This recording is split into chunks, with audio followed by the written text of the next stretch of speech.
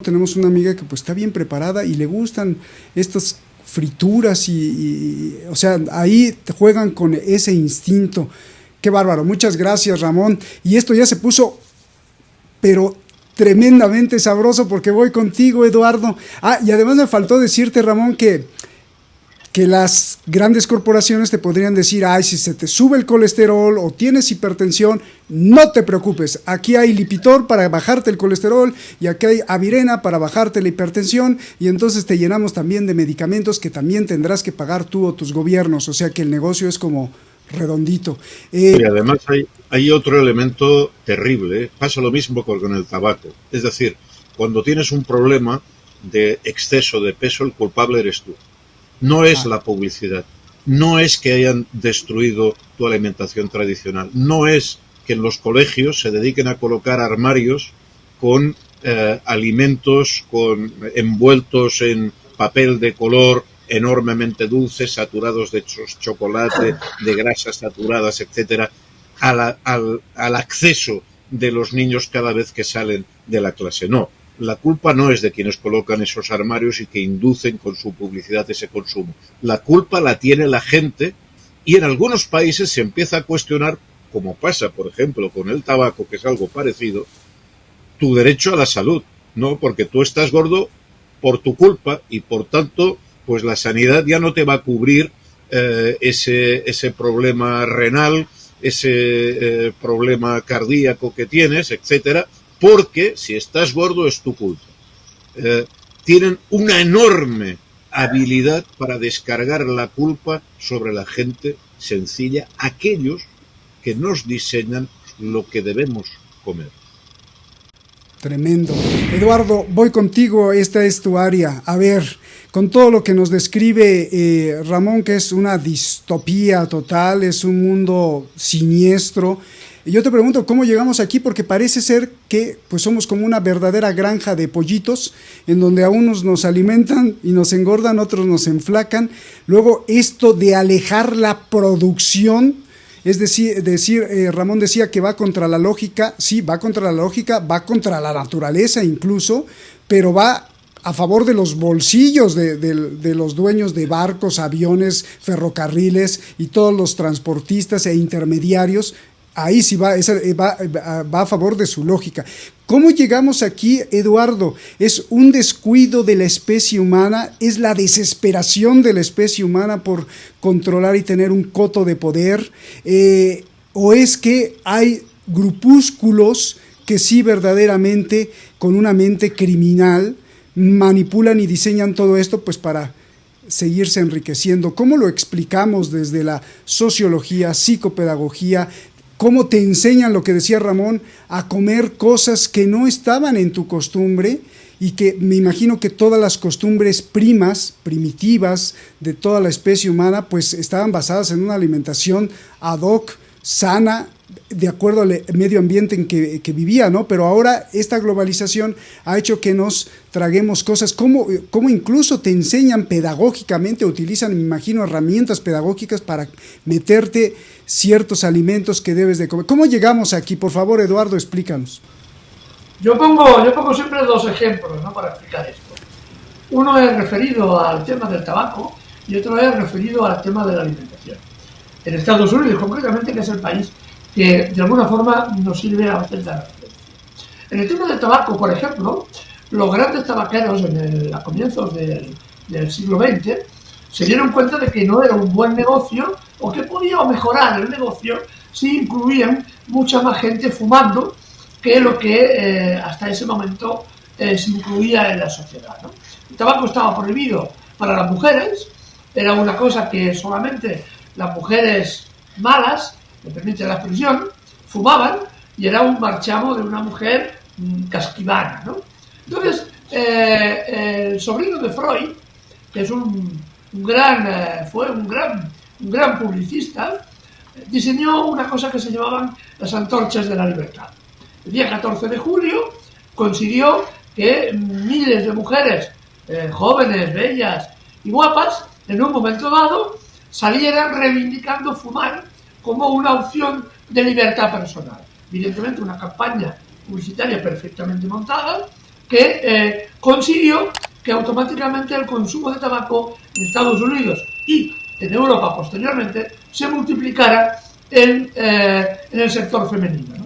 Eso consiguió, evidentemente, un aumento de la venta de las grandes compañías tabaqueras de forma inmediata y impresionante.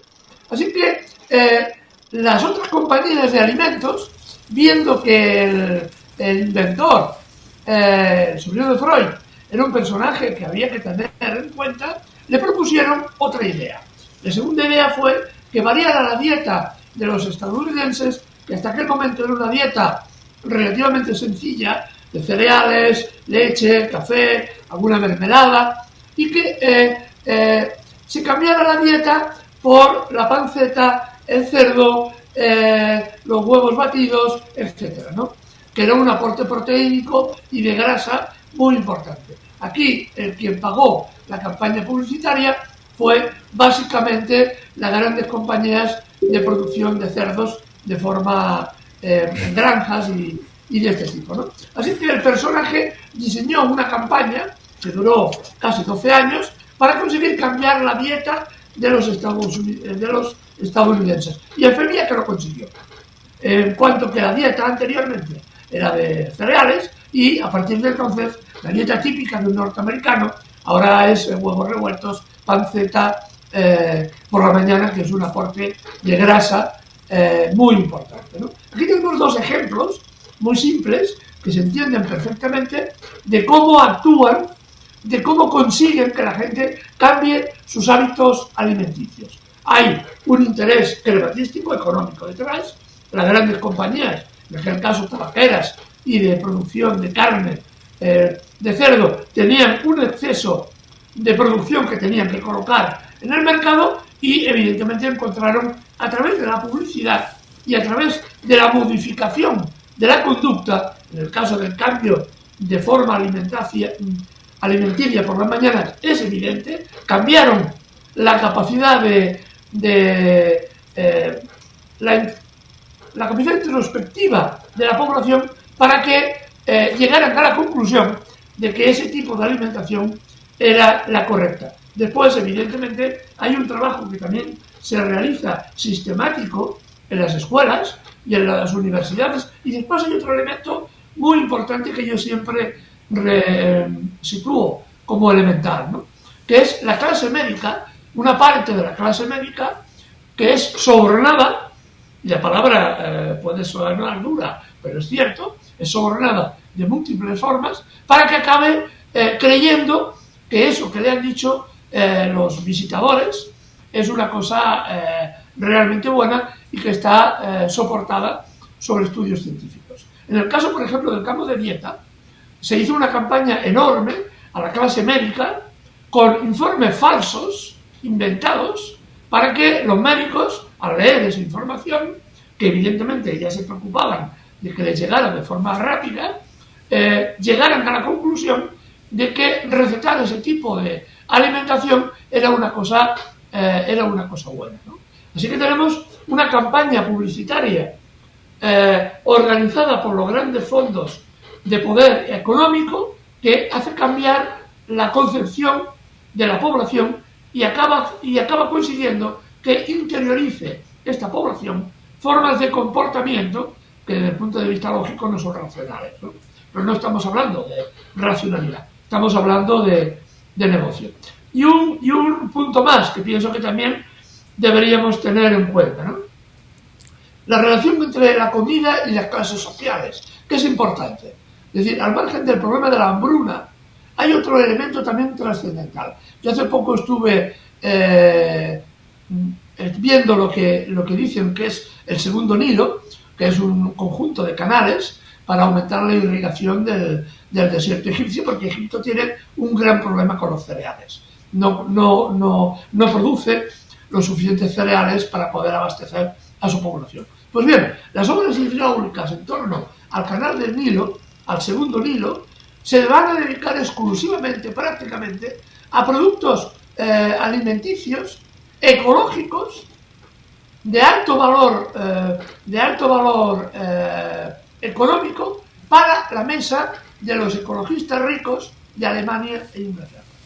Frente a un problema de hambre que va a tener Egipto inmediatamente, porque Egipto, por ejemplo, sabemos que está subsidiando el pan, porque es a veces el único alimento de los egipcios pobres. Sin ese subsidio del pan, realmente Egipto va a tener graves problemas, como tuvo ya en la primavera egipcia, ¿no? Que fue una primavera también, una revuelta por el pan, ¿no?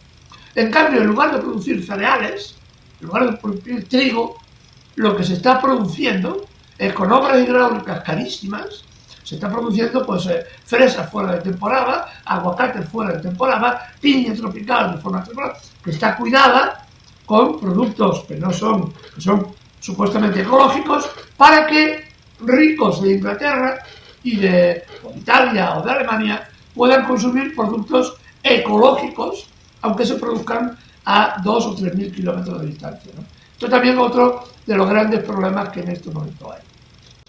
Oye, pues ese que describías era tu tocayo, ¿no? Edward Bernays, ¿no? El famoso sobrino de Freud. Lo que describes, Eduardo, es de una mente no solo distópica, sino criminal, ¿no? Porque finalmente es aplastar al otro.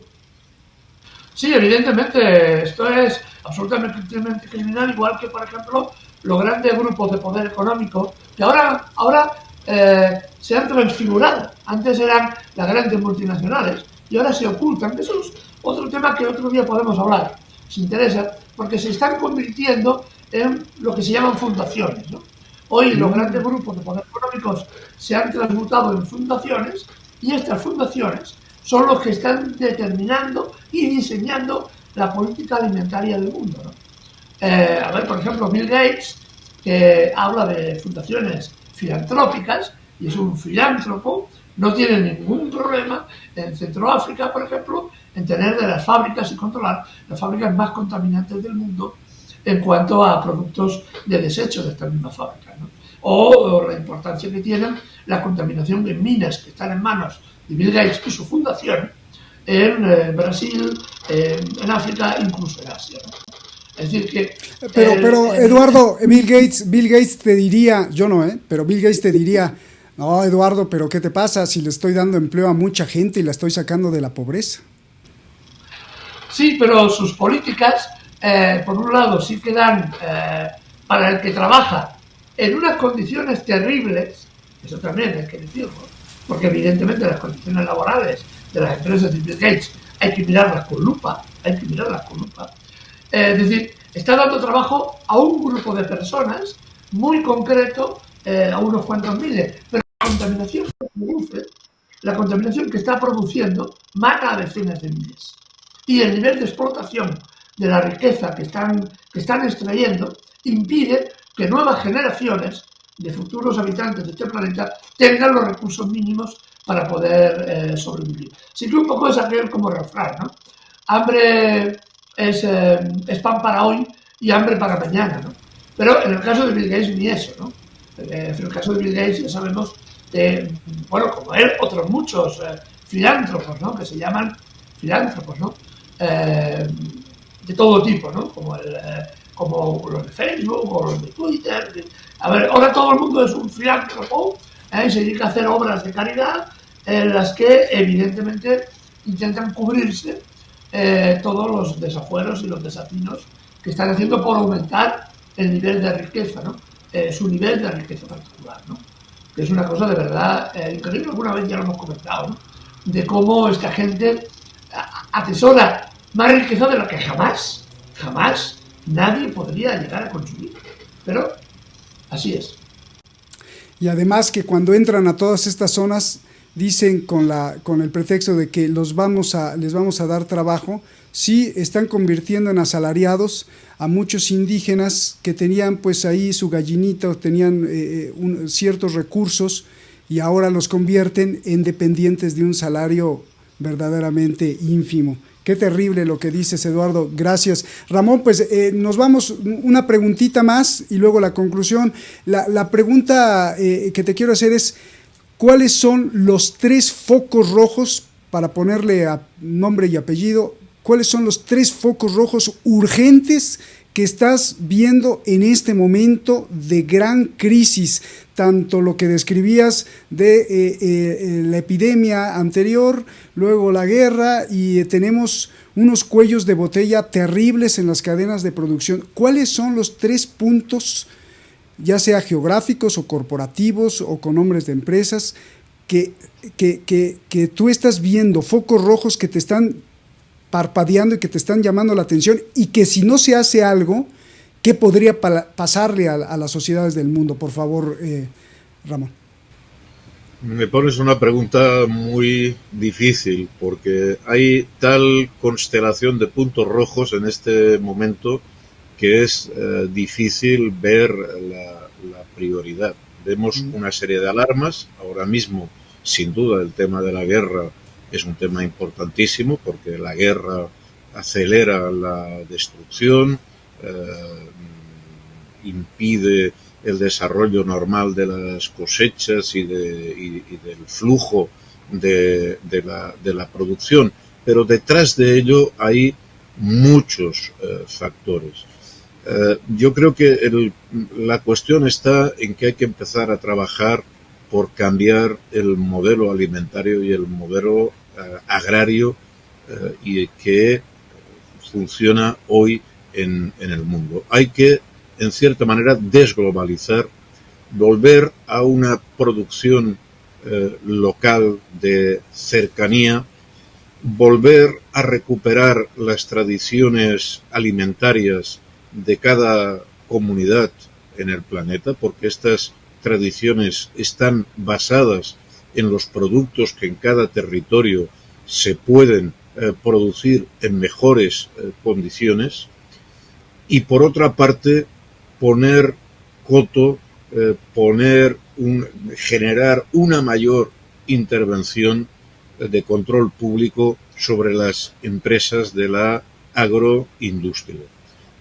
Y esto quiere decir, pues igual, Eduardo lo comentaba, ¿no?, en el caso del tabaco, igual que fue cuando la administración empezó a intervenir prohibiendo fumar en las aulas, prohibiendo fumar en determinados espacios, que se empezó a ganar, digamos, la batalla a la epidemia del tabaco. La lucha por una alimentación más sana, más sostenible, pasa por poner coto a ese modelo de consumo de producto alimentario estandarizado, globalizado, que rehúye los controles de calidad, y volver también a hacer un esfuerzo educativo entre la población, y muy particularmente entre los niños. Por ejemplo, yo quiero recordar que en Estados Unidos gran parte del problema de la obesidad aparece cuando se empiezan a cerrar los comedores escolares y se induce a los niños a la comida rápida, a la comida basura, sustituyendo, digamos, una determinada tradición alimentaria por una tradición, por una cultura nueva que ha sido implantada con violencia suave, pero violencia de marketing, de modas, de intentar inducir a un tipo de consumo alimentario que nos aparta del equilibrio, de lo que necesitamos las personas. Esto en los países, digamos, desarrollados, y en los países productores, especialmente en África, lo importante es cambiar el modelo agrario, volver a un modelo agrario que no dependa de los mercados internacionales, sino que dependa de los mercados locales, que abastezca a la población a las necesidades inmediatas de sus poblaciones, y a recuperar los cereales, las tradiciones alimentarias propias de cada cultura y de cada pueblo. Esto no es un proceso que vaya a ser fácil, va a requerir decenios, y evidentemente, mientras tanto, hay que intentar tomar medidas, ¿no? Algunas efectivamente serían esas luces rojas, ¿no? De parar la guerra, de parar la especulación sobre los alimentos. No hemos hablado, ¿no? Pero toda la creación de productos financieros en un mercado de futuros, de las cosechas futuras, lo que ha llevado es a encarecer los alimentos y utilizar ese recurso que es necesario para la alimentación humana, utilizarlo como un producto financiero que sirve para que se enriquezcan alguien en esos mercados especulativos, alguien que desde luego no es la mayoría de la población del mundo. Y también ahí habría que intervenir en un control de esos procesos especulativos por parte de las administraciones, que deberían poner por delante la defensa de los derechos alimentarios de sus ciudadanos por delante de los derechos que se otorgan las empresas agroalimentarias. O sea que no solo son los productores de tomates ni los de pizza, sino también los especuladores. Yo conozco, Ramón, a varias personas en Estados Unidos que están dentro de su habitación con la computadora todo el día y un día les pregunté: ¿qué estás haciendo? Naranjas por acá, naranjas por allá, cotización de acá, mueve y mueve como brokers, gente que está en la bolsa. Sí, ¿Qué están haciendo? ¿Qué están haciendo todo eso? Ellos están también hiriendo esta no política, sino hiriendo la naturaleza del propio ser humano, ¿no? Sí, sí.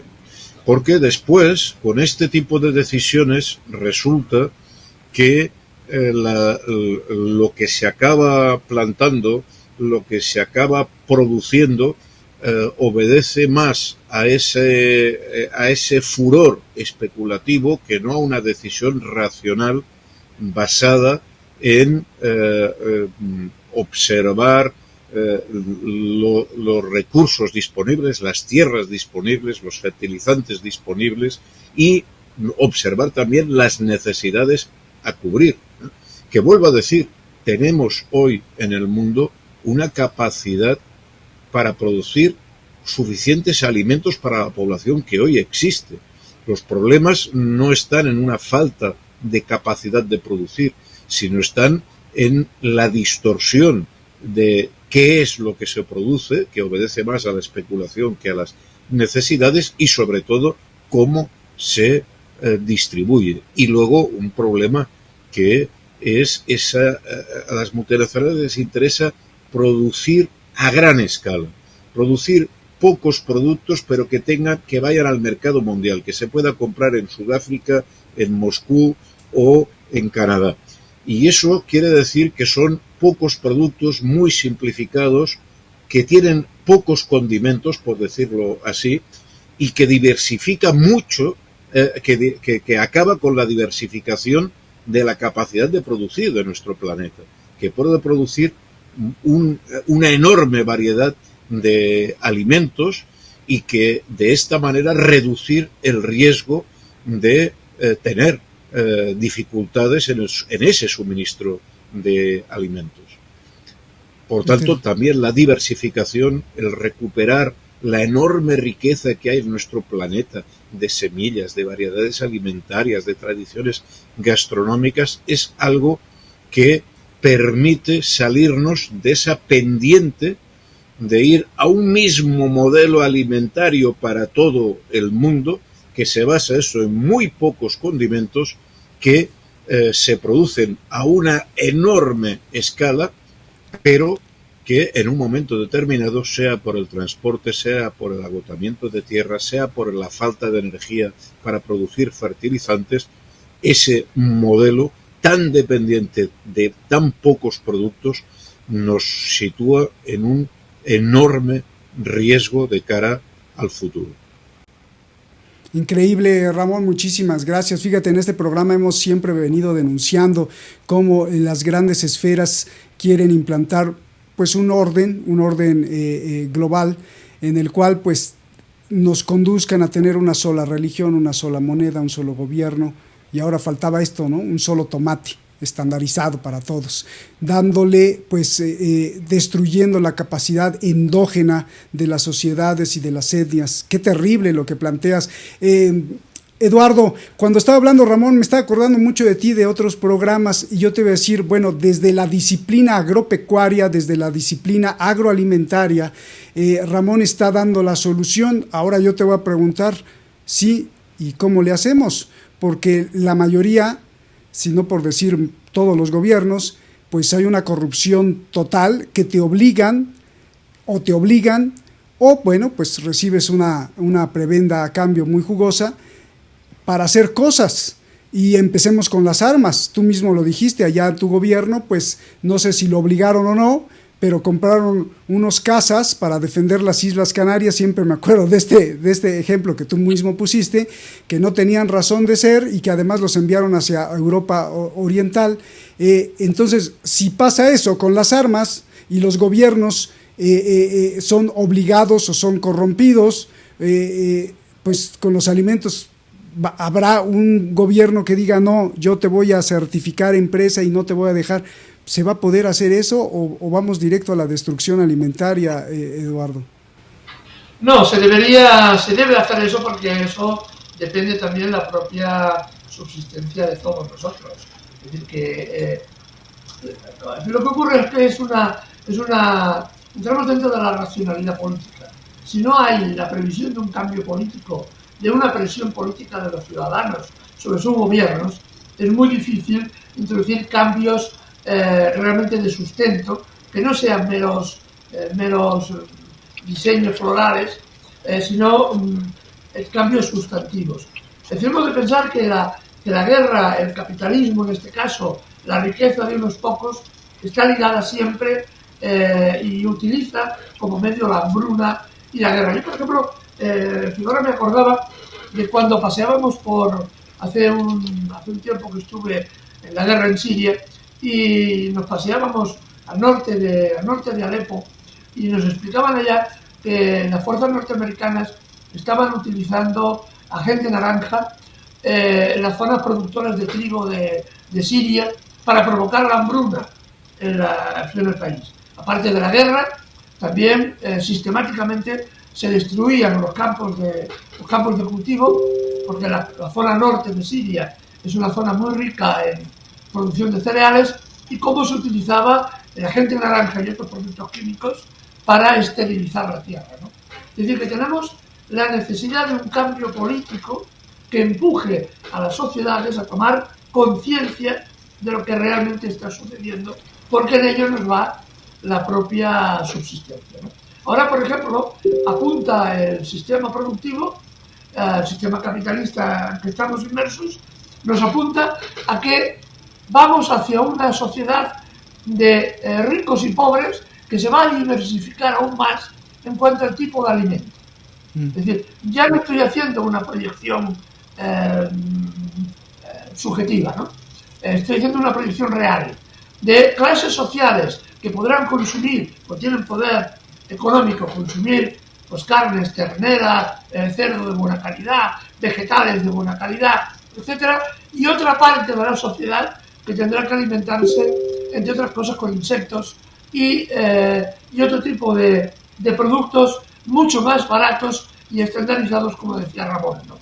El mundo, el planeta, es capaz de dar alimento a todos, en este momento incluso más, pero hay que redistribuir la riqueza entre todos de otra forma, y esto ahí es donde interviene la acción política, imprescindible para que tengamos capacidad de sobrevivir en los próximos decenios y en los próximos siglos como especie, ¿no?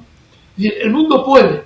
El problema es de que la producción y sobre todo la distribución y la riqueza que eso genera está en manos de unos pocos y se rechaza al resto de la población. Este es el gran problema que enfrentamos ahora, ¿no? Estamos viendo como las guerras lo único que hacen es enriquecer a los más ricos y empobrecer siempre a los más pobres. Y el tema alimentario es también una forma más de llevar una guerra contra los pobres, ¿no?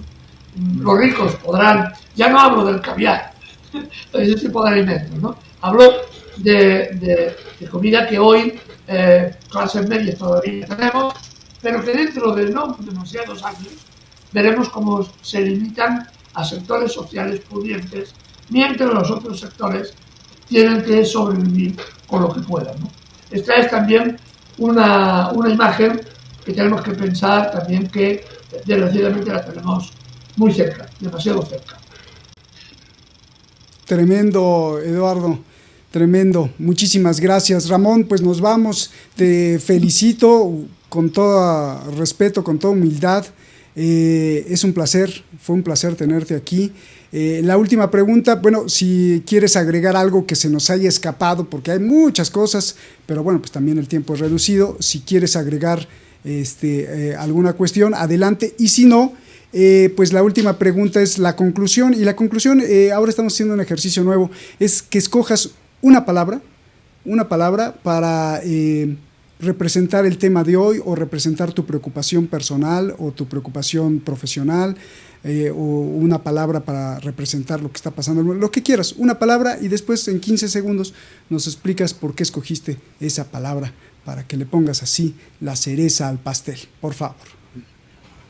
Me lo ponéis muy difícil, ¿eh? En primer lugar, encantado de estar con vosotros. Yo quizás, cuando hablas de alimentación, de agricultura, de seres humanos, lo primero que se te viene a la cabeza es la necesidad de la sostenibilidad.